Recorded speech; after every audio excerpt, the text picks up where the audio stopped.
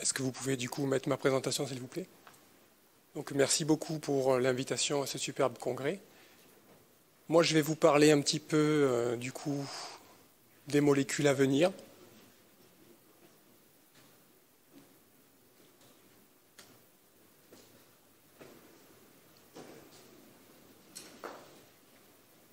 Non, c'est pas ça.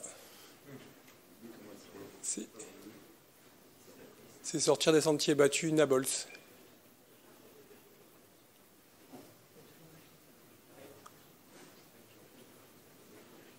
Top, merci. Donc je vais vous parler des nouvelles thérapeutiques de la DMLA oxydative et voir un petit peu ce que ça pourra changer dans notre pratique quotidienne. Juste quelques diapos d'introduction pour vous dire qu'avant l'avènement des anti-VEGF à la DMLA, c'était une catastrophe avec une baisse inexorable de l'acuité visuelle et un impact sur la qualité de vie qui était comparable à ceux des cancers et des AVC, donc vraiment terrible pour les patients. Les anti-VEGF ont permis, dans les pays de l'OCDE, on n'a pas d'autre cause de baisse d'acuité visuelle majeure, de diminuer de quasiment 50% les taux de cécité, ce qui est considérable. On s'en souvient pas trop, mais c'était une véritable révolution. Donc ces anti-VEGF ont démontré leur efficacité, de nombreuses études, mais vraiment au prix d'injections fréquentes. Comme on a parlé David tout à l'heure, le registre américain IRIS, donc grosse base de données, 300 millions de visites, 15 000 ophtalmologistes, 30 000 yeux, ont montré qu'environ 40% des patients nécessitent quand même des injections qui sont inférieures à 8 de manière stricte, donc 7 semaines ou moins. Et malgré ces traitements stricts, on a quand même des yeux qui présentent toujours des fluides, que ce soit intra ou sous-rétiniens. Vous avez l'exemple, et quelle que soit la molécule, vous avez l'exemple de l'étude Rival, où 40% des yeux présentent toujours des fluides malgré des protocoles de suivi stricts. L'impact des fluides sur l'acuité visuelle a été démontré. David a montré des études dont je vais vous parler également. Donc comme l'a dit David, plus que le type de fluide, il a été montré que c'est la récurrence de ces fluides qui a vraiment un impact sur l'acuité visuelle. Et il a été démontré également que diminuer ces fluides permettait d'améliorer l'acuité visuelle. Juste pour détailler un peu plus le diapo que vous avez vu tout à l'heure, là c'est une étude qui a été publiée récemment dans JAMA, et on voit en fait que l'auteur a découpé en fait les 1700, c'était une étude qui était à peu près sur 1700 yeux, et vous voyez que ce groupe de patients a été découpé en quatre quartiles. Le quartile 1 avait une absence de récurrence des fluides, et le quartile 4 avait une forte récurrence des fluides, et on voit qu'on a une évolution négative de l'acuité visuelle corrigée en fonction de la récurrence des fluides. La même chose pour l'apparition de fibrose et la même chose pour l'apparition d'atrophie géographique. Ça a été un petit peu les mêmes résultats retrouvés dans une étude encore plus récente publiée dans Eyes avec pareil, la même méthode, découpage en 4 quartiles. Alors quelles sont les nouvelles options thérapeutiques à l'étude? Tout d'abord la thérapie génique. On a les biopolymères. Les nouvelles cibles, parce que jusqu'à là on parle que d'anti-VEGF, mais on verra qu'il y a d'autres cibles, les réservoirs et le broluk qui est également un anti-VEGF. Je suis allé trop vite. La thérapie génique, je vais vous parler des deux études les plus avancées. La première étude, c'est l'étude RGX 314. Donc c'est une injection d'un vecteur viral qui se fait soit en sous-rétinien, soit en suprachoroïdien. Les cellules de l'épithélium pigmentaire vont être donc infectées par le virus et vont se mettre à sécréter de manière constante des anti-VEGF. Deuxième étude, l'étude ADVM 22, à peu près la même chose, sauf que l'administration est un peu plus simple. L'injection se fait en intravitréen. Les cellules rétiniennes infectées vont se mettre à sécréter de la fibre 7 de manière basale dans l'œil. Les résultats préliminaires de cette étude, donc on voit avant injection IVT virale de thérapie génique, les patients nécessitent tout à fait normalement des injections intra-utréennes. Bon, il y avait plusieurs types d'anti-VEGF et vous voyez qu'après l'injection, on a des patients qui nécessitent besoin d'aucune IVT, l'activité de la maladie a été complètement stoppée et quelques patients qui nécessitent encore de quelques IVT, mais le nombre a diminué considérablement. Donc très prometteur à suivre. Les biopolymères, dits ABC pour antibody biopolymère conjugate.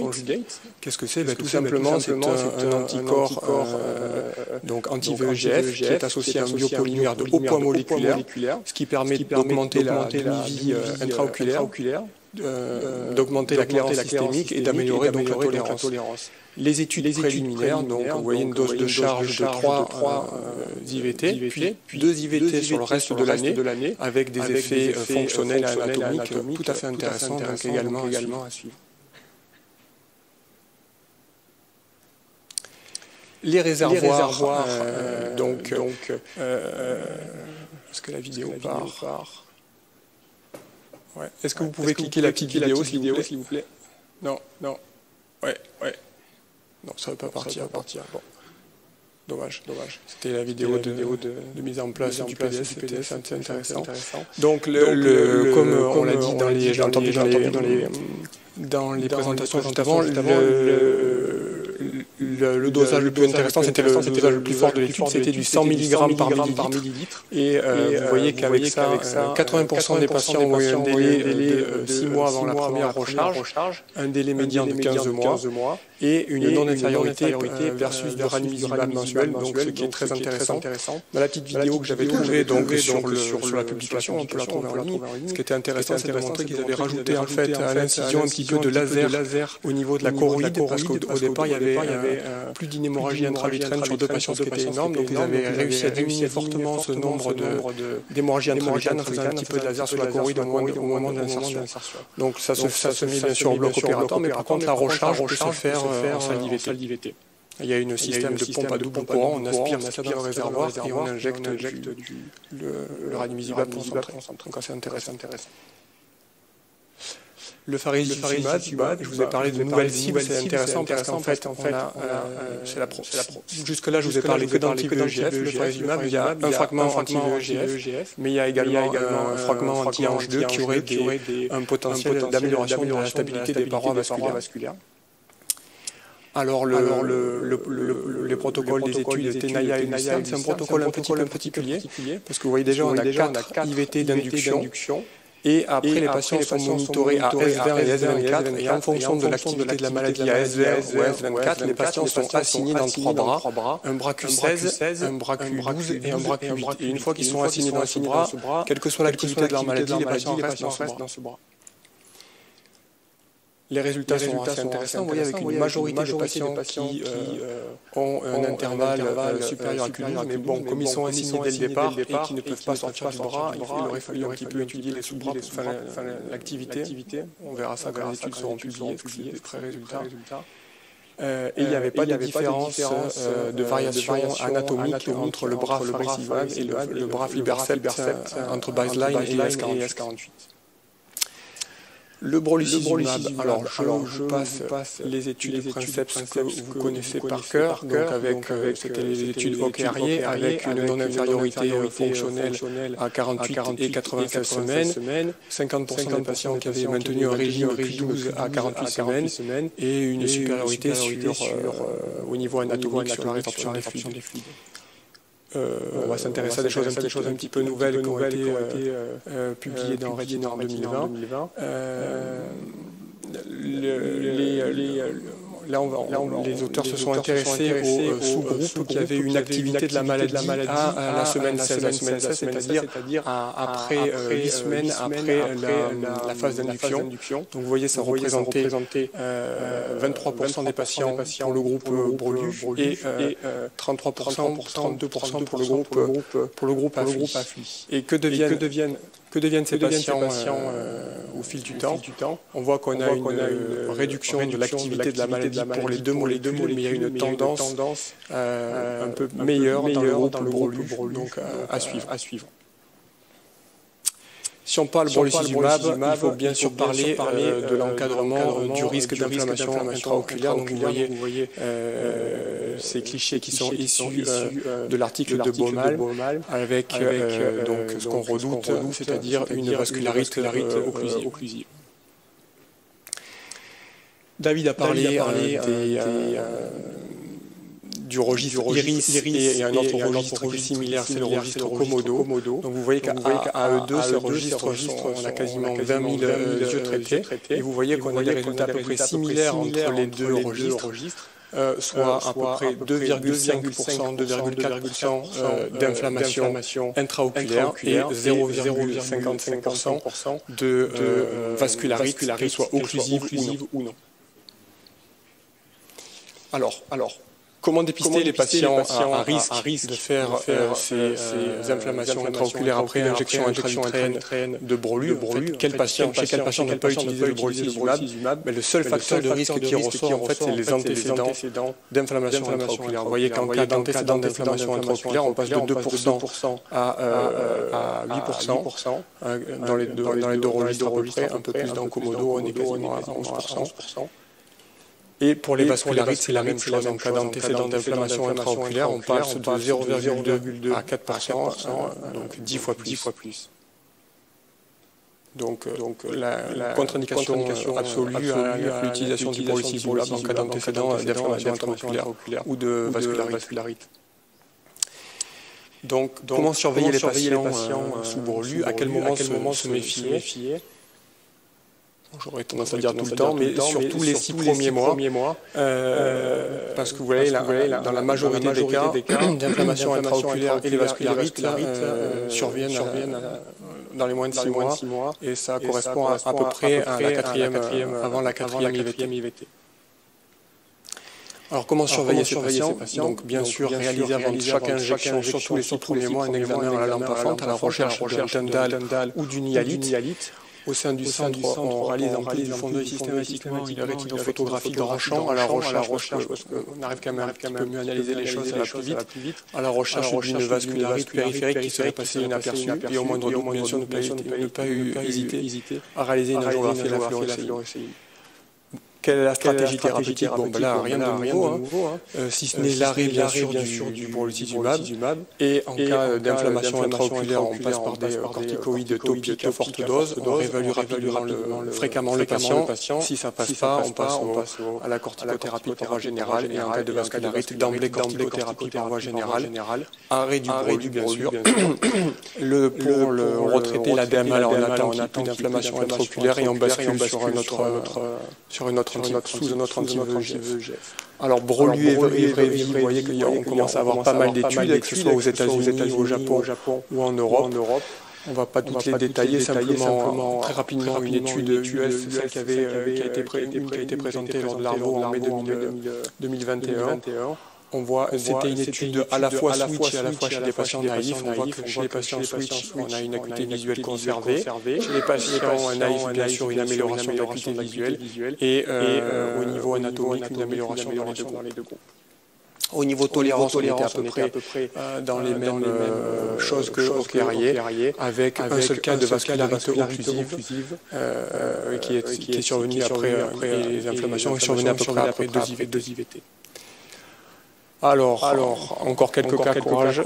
Ça, c'est les cas du centre dans lequel je travaille. Juste pour vous montrer quelques retours. Ça, c'était un patient, en fait, qui avait présenté d'emblée une DMLA exudative avec comme mode de présentation une déchirure de l'épithélium pigmentaire. Ce patient avait été suivi et traité en injectaneften avec 10 IVT de Rani. Et vous voyez que son acuité visuelle s'était conservée, mais au niveau anatomique, c'était vraiment pas top. Malgré un traitement assez suivi, on n'était jamais arrivé à vraiment la sécher, et qu'on soit à 4 ou 10, en fait, ça avait cet aspect-là. Donc on était resté à 10. Dès qu'on a eu la possibilité de l'inclure dans l'étude Brolu, on lui a proposé. Et vous voyez qu'après, ça ne va pas passer. Voilà. Donc un mois après la première UVT de Bourluche, on a vu un assèchement, une légère augmentation de l'acuité visuelle. Et ça se confirme. Et donc là, le patient va être vu prochainement dans le centre. On est arrivé à... On est passé à Q12, on va voir s'il reste sec à Q12, mais en tout cas Q8 il était. Ça, c'est le cas qu'on redoute un peu tous. C'est le patient chez qui rien ne va. Donc, vous voyez, il avait été vu en 2015 dans le centre avec son premier œil un peu cata, où rien n'a marché, malgré, vous voyez, un peu moins de 5 ans, malgré cette affi, 35 cranies, de la photothérapie dynamique, baisse d'acuité visuelle, anatomiquement, c'est pas top. Et bien sûr, il a bilatéralisé, donc son deuxième œil, on l'avait traité au départ par des injections d'adalimumab. Il était revenu parce qu'il avait quelques douleurs, les orthoptistes, comme c'était le jour d'MLA, il avait fait un systématique l'OCT. On était assez contents parce qu'on avait un effondrement de DEP vascularisé. Mais on voit que un mois après le traitement d'induction, on était légère amélioration, mais c'était pas top. Donc on avait proposé à ce patient également de l'inclure dans l'étude. Première injection, il était revenu, il avait des corps flottants, donc on avait peur de l'inflammation, on l'avait convoqué, on avait regardé. En fait, c'était plutôt pas mal. On avait une légère augmentation de l'acuité visuelle et une diminution du DEP vascularisé. Il est revenu donc un mois après la première injection. Lui était plutôt content, il s'était aperçu de rien. On est le témoin, vous voyez, une déchirure de l'épithélium pigmentaire, donc on n'est pas à l'abri également avec les nouvelles molécules. Et le patient, on continue à le suivre, on est passé à un intervalle Q8. Voilà. Ce cas-là, c'est un cas un peu particulier d'un patient qui était assez exigeant sur l'intervalle entre les injections. C'est un patient qui était encore actif au niveau professionnel, qui bougeait beaucoup et qui n'avait pas trop envie de venir au cabinet. Moi, j'étais assez content parce qu'on était à une acuité visuelle excellente, avec en injectant l'externe à 6 semaines. Mais bon, petit DSR qui ne bougeait pas trop, ça fluctuait, mais voilà, on était assez content. Mais le patient vraiment, il insistait, il voulait quelque chose qui durait plus longtemps, donc on lui a proposé de passer sous Bourluche. Donc vous voyez, après la première injection, après la deuxième injection, c'est la première fois que ce patient a été asséché, il n'avait jamais été sec jusque-là. Et je l'ai revu récemment, c'était sec à Q8, donc on l'a passé à Q12. Il était assez content de ce fait de l'augmentation du délai d'injection. Et enfin, dernier cas, ça c'est un cas qui nous avait été adressé par un confrère, parce que ça c'était l'OCT avant toute IVT, et ça c'est l'OCT qu'on a fait au cabinet qui nous a été adressé après 3 IVT de ranibizumab d'induction, et il voulait avoir un avis pour voir si c'était vraiment une DMLA exudative. Effectivement, en ICG et en OCT, c'est bien une DMLA exudative.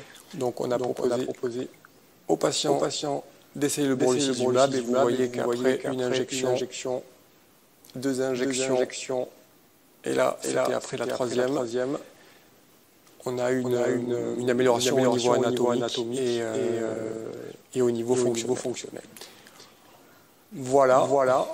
Je ne sais pas si vous avez des questions sur les topos ou autres.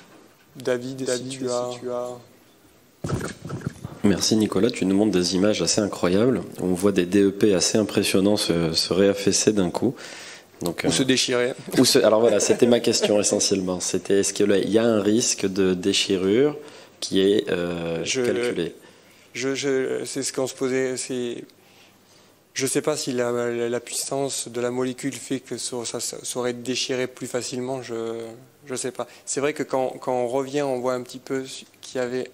Je crois qu'on peut pas. Ouais, bon. On voit que quand le patient est revenu parce qu'il avait je l'ai. Il y a toujours cet aspect même qu'il y avait avant là, qui est un peu fripé. Alors, attendez. Bon, bref, on voit que l'épithélium pigmentaire était un petit peu des petits zigzags, et on a toujours peur que le vaisseau tire dessus. Mais est-ce que ça ne serait pas arrivé également avec une autre molécule? Je peux pas te dire. Voilà, je sais pas. Est-ce que la vitesse d'affaissement du DEP, mais on voyait qu'avec le RANI, ça s'était affaissé de manière assez importante avant. Voilà. Voilà. La chose qu'on doit discuter vraiment avec cette molécule, je pense que c'est sa tolérance, parce que il y a un risque non négligeable de vascularité occlusive. Donc, est-ce que on doit l'utiliser en tout venant? Moi, sincèrement, je ne pense pas. Il faut toujours bien informer le patient. Et je pense que quand on pourra sortir un petit peu, entre guillemets, du carcan des études, je pense que c'est une molécule, moi, que j'utiliserai par moment, de manière ponctuelle, pour me sortir de situations dans lesquelles je ne me sors pas.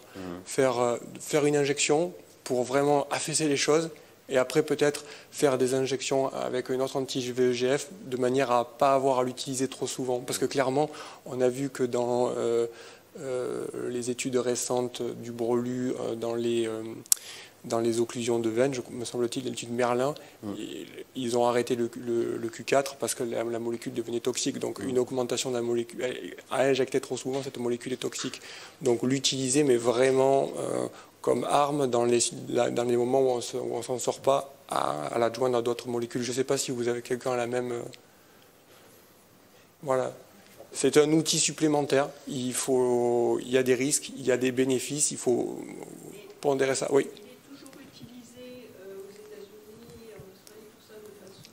Oui, oui, oui, oui. Il y a juste, c'est fortement déconseillé de faire du Q4. Voilà, c'est simplement ça. Dans l'étude, ils nous ont demandé si on a reçu. Avant, on pouvait les laisser en Q4. Ils nous ont, il y a une mise à jour en fait de l'étude. Si on doit laisser le patient en Q4, il faut le sortir. C'était la seule modification au niveau de l'étude. C'est vrai que ce serait une belle solution pour nos répondeurs, enfin nos non-répondeurs précoces qui récidivent à 2-3 semaines, ou certaines formes de polypes où on ne s'en sort pas. Oui, complètement. Oui, mais je te rejoins. Parce que là, par exemple, le cas du patient, tu fais le traitement d'induction, ça ne bouge absolument pas. Voilà, faire ça et voir, après, ça serait intéressant de voir si en passant avec une autre molécule, on arriverait à tenir ce résultat d'affaissement. En fait. Ouais. Le corollaire de l'utilisation de cette molécule, c'est quand même l'avènement des imageries grand champ dans notre routine, en fait. Complètement. Ça, on est un petit peu obligé, vu qu'on connaît les risques, d'avoir un rétino grand champ. Le rétino grand champ est super utile pour regarder très, très rapidement. Tu as une vision de la périphérie, tu peux aller chercher une petite vascularite. Ouais. Donc, il faudra y réfléchir à ceux qui comptent injecter, s'équiper, et ça coûte. Voilà. Merci à tous. Charlie, je te laisse conclure la journée. Simplement, oui.